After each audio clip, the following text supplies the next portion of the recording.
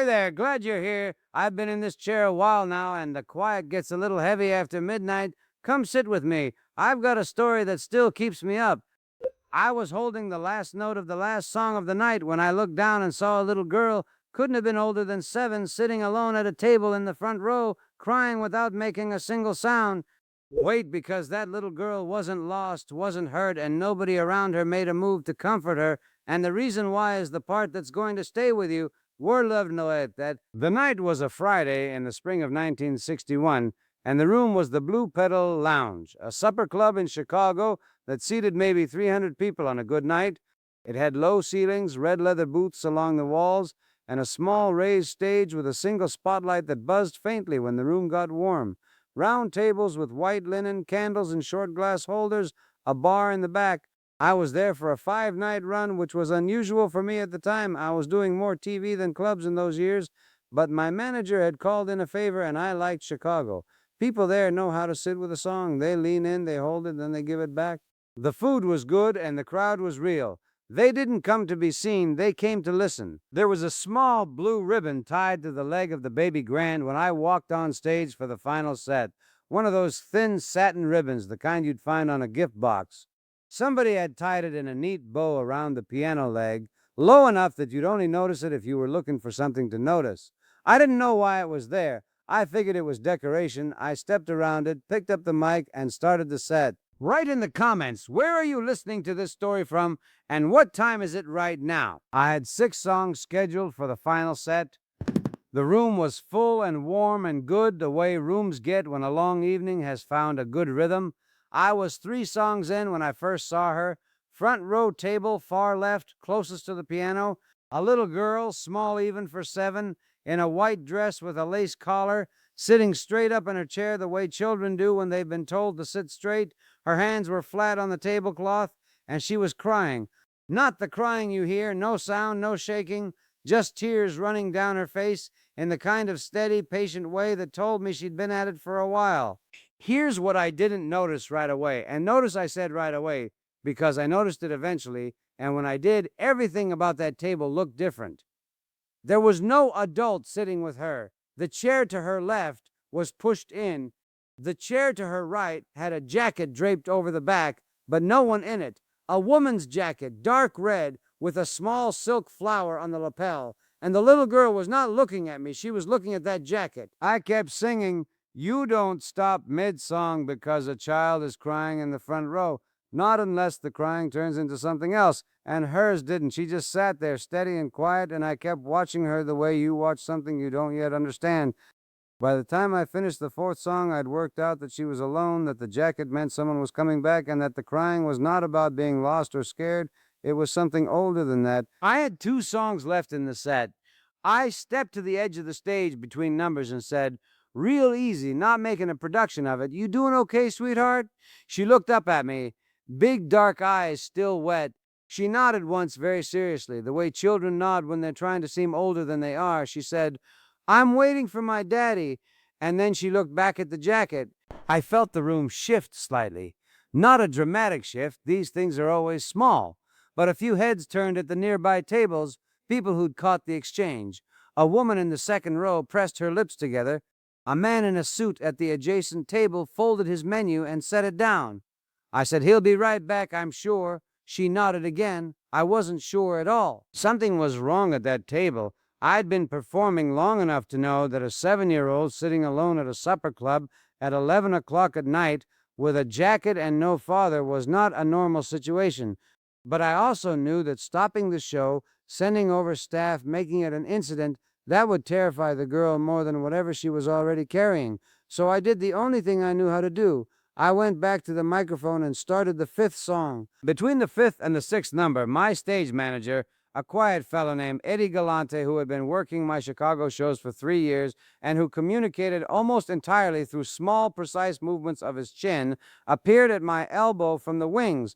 He said, in that low particular voice that means we have a situation and I've already started handling it, "The father's in the lobby, had a call from his office, he's on his way back in."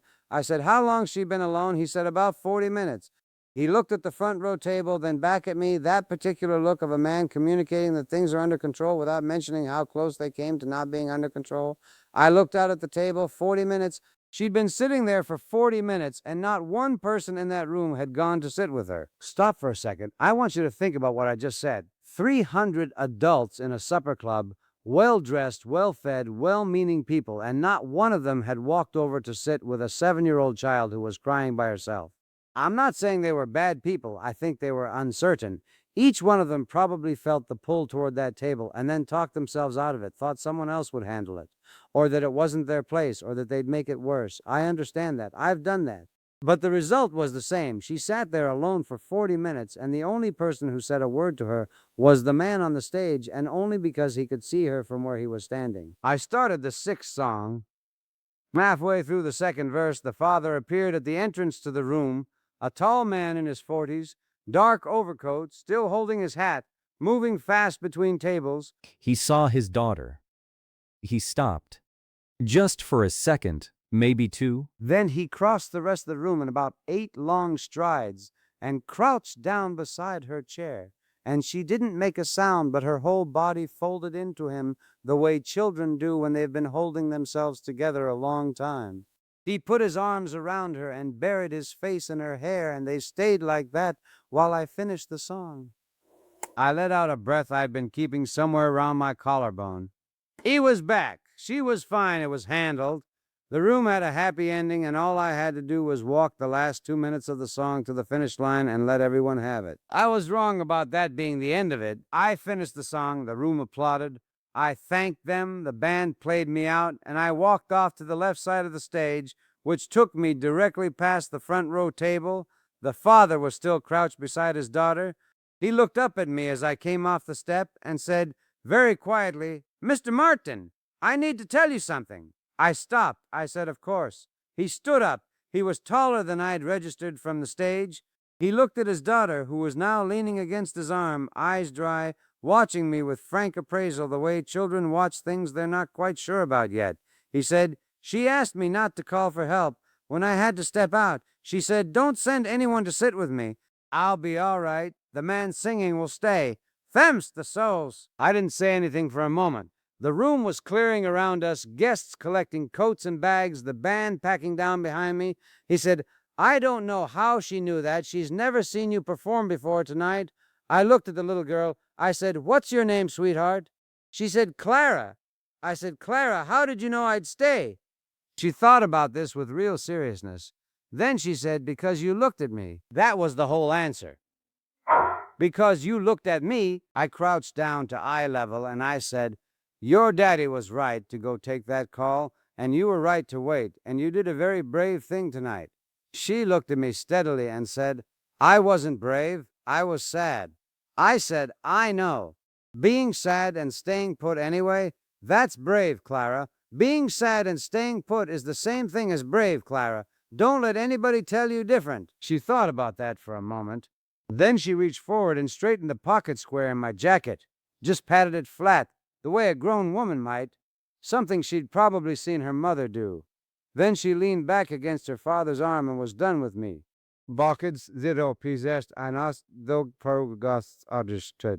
father shook my hand. His grip was the grip of a man who doesn't have any speech left in him. He said, "Thank you," just that.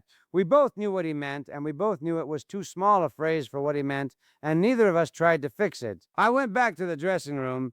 Eddie was waiting with a glass of club soda and the registered total, which was his version of debriefing. I sat down and told him what Clara had said, her exact words, which is something I almost never do. I'm a paraphraser by nature. But her words came out exactly as she'd said them. He listened without looking up. There was a pause. He said, "Kids know." I said, "Know what?" He said, "Who's going to stay?" He went back to his clipboard. I sat with that because Eddie gave you 6 words on a good day, and if all 6 went to one idea, the idea was worth it. That was Eddie. I sat with that after he left because you looked at me, not because you sang well, not because you were famous, not because you had the best band in Chicago or the best tailor or anything else that I'd spent 20 years working on, because I looked. That was the whole of it.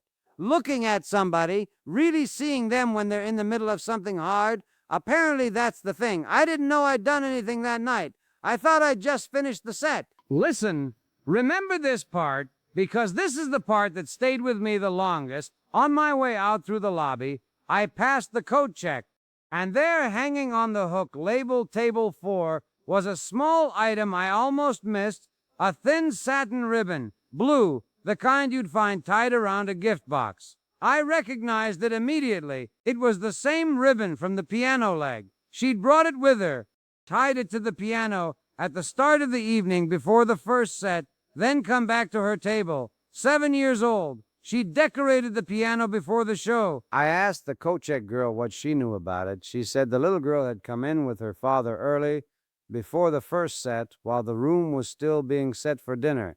She'd walked up to the stage, looked at the piano, and then politely asked the nearest adult, the coat check girl, if she could put something on the piano for the man who was going to sing. For luck. The coat check girl had looked at the father, who'd shrugged in that way that means I've learned to trust the logic even when I don't understand it. Nobody had the heart to say no. I took the ribbon, I still have it, in a box in the back of a closet, One of those shoe boxes that starts as a place for one thing and becomes the place for everything that doesn't belong anywhere else. A matchbook from Rome. A note someone passed me in a New York theater that I never opened until years later. The ribbon lives in there with the other things that don't fit a category but that you keep anyway, because the box exists for exactly that. The things that have no frame, no shelf, no file, but that you know better than to throw away. Clara never knew I took it. Her father probably forgot about it entirely. But I think about that ribbon sometimes, and about what it means that a child who's never seen you perform before, who doesn't know your name or your history or anything about you, will tie a lucky ribbon to your piano and then trust you quietly and completely to look back at her when things get hard. You want to know how to stay in a room when everything in the room is pulling you toward the exit? Look at the person who needs looking at. That's it. That's the whole instruction. Clara figured that out at 7. Most of us are still working on it. If you got a night like this one, a room where you stayed, or didn't, or should have, I'd like to hear about it. Drop it in the comments. I'll be right here.